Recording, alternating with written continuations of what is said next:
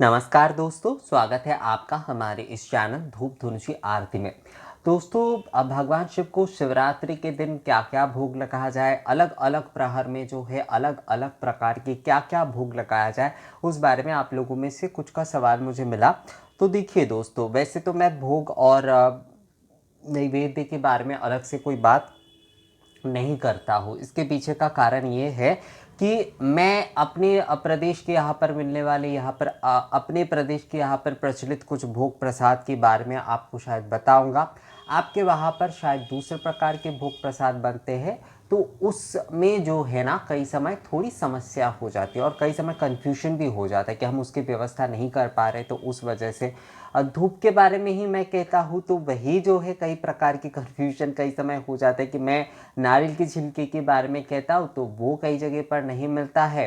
तो कई जगह पर कंडे भी अच्छे प्रकार के नहीं मिलता है, तो मैं जैसे कि बता देता हूँ कि आप नारियल वाले को बोलिए और थोड़ा ज़्यादा संख्या में आपको लेना होगा। मतलब थोड़ा कम मात्रा में अगर आप छिलके लेंगे तो वो आपको नहीं देंगे शायद। थोड़ा ज़्यादा मात्रा में अगर आप लेना चाहते हैं केजी के हिसाब से तो वो आपको दे देंगे व्यवस्था करके। शहर में मैं समझता हूँ कंडे भी नहीं मिलते हैं अच्छे वाले, और अगर छिलके जहाँ पर नहीं मिलते तो वहाँ पर थोड़ा कंफ्यूज हो जाते। कई लोग मुझे कहते हैं कि दादा हम जलाएंगे कैसे, हम किस प्रकार से धूप करेंगे, हम धूप कर ही नहीं पा रहे हैं। तो व्यवस्था देखिए, आप अगर एक बार थोड़ा सा पहले पहले मेहनत लगता है, उसके बाद जो है आप व्यवस्था कर लेंगे तो आपकी ये जो समस्या है ना खुद ब खुद देखिएगा आसान होता जाएगा। तो ये अगर अलग विषय है, वैसे आ गया इस विषय के साथ, तो इस वजह से जो है थोड़ी दो बात हो गई। पर भोग प्रसाद के विषय में जो कि जैसे कि मैं बता रहा था कि इस वजह से मैं नहीं कहता हूँ, क्योंकि कई समय जो होता है मैं जो आपको बताऊंगा वो आपके वहाँ पर आप व्यवस्था कर पाए या ना कर पाए। पर कुछ चीज़ें जो होता है वो बहुत कॉमनली मिल जाता है, तो उसी विषयों के बारे में जो है मतलब इस भोग प्रसाद के इस वीडियो में जो है मैं वही आपको बताने वाला हूँ। तो देखिए दोस्तों, बेल जो होता है वो आपको बेल बेल जो होता है वो आपको मिल जाता है। तो बेल आपको जो है मतलब शिव पूजा के समय बेल ज़्यादातर मिल जाता है। हमारे पूरब की तरफ तो बेल आपको मिलेगा ही मिलेगा शिव पूजन के समय जो है खासकर। तो शिव पूजा में आप जो है बेल का इस्तेमाल अवश्य करिए। आप बेल के शरबत बनाकर भी भगवान शिव को जो है वो अर्पण कर सकते। बेल के शरबत कभी भी जो है आप तांबे या पीतल के ये जो ग्लास है उसमें मत दीजिए। आपके पास अगर पत्थर के ग्लास है तो आप उसमें दीजिए। अगर जो है नए वाले आपके पास कांच के ग्लास है तो उसमें भी आप दे सकते, पर कभी भी जो है आपको तांबे या पीतल के ग्लास में नहीं देना चाहिए। इसका आप जो है थोड़ा ध्यान रखिएगा। अगर बेल का शरबत आप बना रहे, बेल का शरबत बनाना बहुत ही आसान होता है। आप जो है बेल को अच्छी तरीके से जल में घोल लीजिए और उसके बाद जो है उसमें आप मिश्री डाल दीजिए। बहुत चीनी मत डालिएगा उसमें, मिश्री या सफ़ेद बतासा डालकर ही जो है आप इसे बनाएगा। मिश्री डालकर बनाएंगे तो ज़्यादा अच्छा होगा। मिश्री के पानी में ही जो है हम लोग बेल के साथ पानी मिलाकर और मिश्री मिलाकर जो है थोड़ा भिगो कर रखते हैं। उसके बाद जो है उसका शरबत बन जाता है और वो बाबा को आप चढ़ा सकते हैं। तो ये एक हो गया। इसमें थोड़ा सा कपूर भी मिला सकते हैं दोस्तों, बहुत अच्छा होता है वो। तो बेल की शरबत जो है वो आप बाबा को अर्पण कर सकते हैं। आप बताशे का शरबत दे सकते हैं, आप गुड़ के शरबत दे सकते हैं, आप जो है मिश्री के शरबत दे सकते हैं। ये सारी चीज़ें कॉमन होता है, आपको मिल ही जाएगा। या फिर आपके वहाँ पर कुछ और तरीके की अगर शरबत दिए जाते हैं, जैसे कई जगह पर केसर के शरबत दिए जाते हैं, तो वो भी अगर आपके वहाँ पर जो है मिल जाता है दोस्तों, मतलब आपके वहाँ पर अगर जो दूध केसर इस प्रकार का शरबत आपके वहाँ पर घर के प्रचलन है या फिर प्रदेश के प्रचलन है, वहाँ पर अगर अच्छा मिल जाता है केसर। हमारे यहाँ पर ना केसर उतना अच्छा नहीं मिलता है, तो आप जो है ये भी आप बाबा को चढ़ा सकते हैं। और उसके साथ जैसे कि ये कपूर का जल भी केवल दिया जा सकता है। और फलों में जैसे मैंने बेल के बारे में आपसे बात की, उसी प्रकार नारियल आप दे सकते हैं।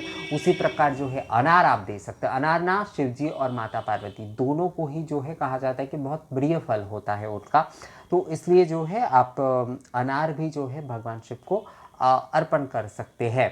उसके साथ साथ जो खजूर होता है वो भी आप दे सकते हैं। खजूर जो है वो भी माँ पार्वती को बहुत प्रिय होता है, तो वो भी आप जो है वो भगवान शिव को और माता पार्वती को चढ़ा सकते हैं।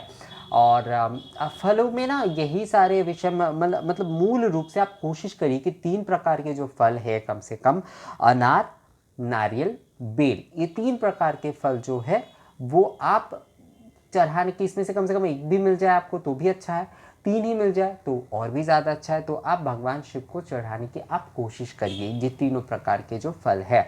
और कई लोग जो है वो बेर चढ़ाना चाहते हैं, एक मुझे कमेंट कि भगवान शिव को चढ़ा सकते हैं। हाँ बिल्कुल चढ़ा सकते हैं, उसमें कोई समस्या नहीं। खीरा, बेर के सारी चीज़ें जो है वो भगवान शिव को चढ़ाए जा सकते हैं, उसमें किसी भी प्रकार की कोई समस्या नहीं है। बेर फल जो होता है वो तो इस समय मतलब ये बसंत के समय ही जो है वो मिलता है अच्छे वाले। तो इस वजह से जो है मतलब पके हुए जो वाले मिलते हैं ना, जो मीठे बेर होते हैं वो बसंत में ही मिलते हैं एक्चुअली। बहुत सारे लोग सोचते हैं कि इस शीत ऋतु में मिलता है, पर शीत ऋतु में वो उतना परिपक्व नहीं होता है। तो इसी समय जो है ना शिवरात्रि में भी इस वजह से जो है बेर भगवान शिव को चढ़ाया जाता है। इसे इन सारी फलों को आप काट कर भी जो है भगवान शिव को मतलब चढ़ा सकते। काट कर एक्चुअली नहीं कहा जाता है, जो पूजा के नैवेद्य प्रसाद बनाए जाते हैं ना फलों को, उसे बनाना कहा जाता है कि फलों को जो है बनाकर भी आप चढ़ा सकते हैं। काटना एक्चुअली सही शब्द नहीं होता है, पर प्रचलित इसी तरह के विषय को जो है बोलते बोलते अभ्यास हो जाता है दोस्तों। तो आप जो है उन सारी चीज़ों को जो है आप बनाकर भी भगवान शिव को अर्पण कर सकते हैं, ये जो फल मैंने आपको बताया। अब भोजन में अगर आप देना चाहते, कई लोगों ने मुझे कहा है कि क्या अन्न भोग हम भगवान शिव और माता पार्वती को दे सकते। तो देखिए, रात्रिकालीन पूजा होती है तो रात्रिकालीन पूजा में अन्न भोग उस प्रकार से नहीं दिया जाता। अगर आपके घर के अपने कोई प्रचलन है तो अलग विषय है। मैं आपको कहूँगा जो लोग अन्न भोग देने के बारे में कह रहे हैं, क्योंकि कई लोगों ने कहा है कि हमारे दीक्षा है तो क्या हम दे सकते। तो अन्य भोग के बारे में वैसे तो मैं बहुत बातें नहीं करता हूँ, क्योंकि इसे लेकर कई सारे वितर्क आ जाते हैं, तो इस वजह से जो है मैं बिल्कुल भी बातें नहीं करता हूँ अन्न भोग को लेकर। पूरी सब्जी भोग जो है, पूरी सब्जी हलवा जो है वो आप हर समय चढ़ा सकते हैं। तो 4 प्रहर की पूजा में अगर आप कुछ भोग के तौर पर चढ़ाना चाहते हैं तो आप जो है केवल पूरी सब्जी और जो हलवे का भोग है वो भी आप बाबा को चढ़ा सकते हैं। पर रात्रिकालीन पूजा में अन्न का भोग वैसे भी नहीं चढ़ाया जाता। दोपहर में अगर आप चढ़ाते आपके कुल परंपरा के अनुसार तो अलग विषय है, आप वो अपने कुल के हिसाब से कर सकते हैं। इस बारे में मैं आपको अलग से कुछ नहीं कहूँगा। जो भी सारे व्यंजन आदि आप चढ़ाते हैं मतलब चावल के भोग के साथ, अन्न भोग के साथ खिचड़ी आदि कई लोग चढ़ाते हैं। कई लोग तो दूसरे दिन भी भोग आदि प्रदान करते हैं, मतलब शिव पूजा रात्रि में हो जाती है और दूसरे दिन दोपहर को भोग आदि करके वो भोग आरती करते हैं और उसके बाद उस भोग प्रसाद से अपना व्रत जो है संपूर्णता से खोलते हैं। तो वो अलग अलग कुल के नियम होते हैं। तो आपके कुल के अगर वो नियम हैं या फिर दोपहर में जो है आपके वहाँ पर इस प्रकार से अन्न भोग चढ़ाने की विधि है तो आप उसे कर सकते। पर अगर आपके परिवार में अन्न भोग चढ़ाने की विधि नहीं है अलग से, तो मैं कहूँगा आप अगर भोग देना चाहते तो आप पूरी सब्जी हलवे का ही भोग दीजिए। केवल हलवा और पूरी का भी भोग दे सकते हैं। रात्रिकालीन पूजा में अन्न का भोग जो है वो नहीं दिया जाता। और सूखा भोग भी अगर देना चाहे आप तो जैसे कि कई प्रकार के मेवे वगैरह ये सब कुछ आप दे सकते हैं। सूखा नारियल हो गया, उसमें किशमिश हो गया, काजू हो गया, उसमें खजूर हो गया, ये जो सारी चीज़ें हैं ना वो भी आप बाबा को भोग में चढ़ा सकते हैं। तो क्या हो गया दोस्तों, जैसे शरबत आप कई प्रकार के चढ़ा सकते हैं। मिश्री के शरबत खासकर अगर चढ़ाते, बेल के शरबत अगर चढ़ाते भगवान शिव को तो बहुत अच्छा रहता है। उसके साथ साथ फलों में जो है आपको बेल, नारियल या अनार, इन तीनों में से कोई एक आपको चढ़ाना चाहिए। अब भोग के विषय में जहाँ पर भोग आप चढ़ाएंगे, हाँ शर्करा नैवेद्य अगर आप देना चाहते हैं तो आप दे ही सकते हैं। जैसे शर्करा नैवेद्य मैंने ऑलरेडी जो है चैनल में अपलोड किया है, तो वो अगर आप देना चाहते हैं तो आप दे सकते हैं।